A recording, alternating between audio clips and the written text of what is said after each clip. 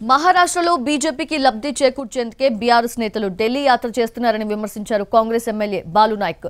ఏ ఒక్క గిరిజన బిడ్డకు ఈ ప్రభుత్వంలో అన్యాయం జరగదని అన్నారు. లగచర్లలో ఏర్పాటు చేస్తోంది ఫార్మాసిటీ కాదని, పారిశ్రామిక వాడ మాత్రమేనన్నారు. ప్రజలకు నచ్చజెప్పి వారికి తగిన పరిహారం ఇచ్చి భూములు తీసుకుంటామన్నారు బాలు నాయక్.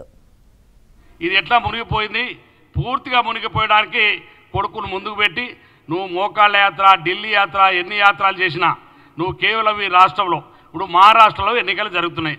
అక్కడ భారతీయ జనతా పార్టీకి ఏ రకమైనటువంటి లబ్ధి చేకూర్చాలనే ప్రయత్నంలో భాగమే కేటీఆర్ ఇవాళ ఎస్టీ ఎస్సీ కమిషన్ ముందు ఇవాళ ఢిల్లీకి పంపించేటువంటి ప్రయత్నం.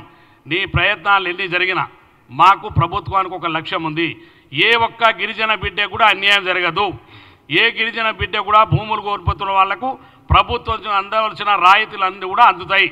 కానీ ముఖ్యమంత్రిని ఇవాళ కేవలం బదనాలు చేయాలని, కేవలం ముఖ్యమంత్రి గారి నియోజకవర్గంలో జరిగేటువంటి అభివృద్ధిని ఆటంకం పరచాలని ఒక కుట్రపూరితమైనటువంటి ఆలోచన కేటీఆర్ది.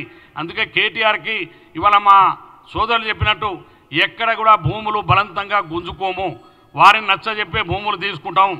నచ్చజెప్పి భూములు తీసుకునే సందర్భంలో వారికి కావాల్సినటువంటి కనీసమైన మౌలికమైన సదుపాయాలన్నీ కూడా ప్రభుత్వాలన్నీ తప్పకుండా అందుతాయి.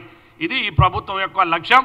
ఇవాళ కేటీఆర్ ఎన్ని కమిషన్ ముందు నిజంగా లంబాడ జాతికి ద్రోహి ఎవడైనా ఉంటుంటే అది కేటీఆరే. కేసీఆర్ ప్రభుత్వమే 10 సంవత్సరాలు లంబాడకి తగినటువంటి అన్యాయం చేసింది కేసీఆర్ పార్టీ, టీఆర్ఎస్ పార్టీ.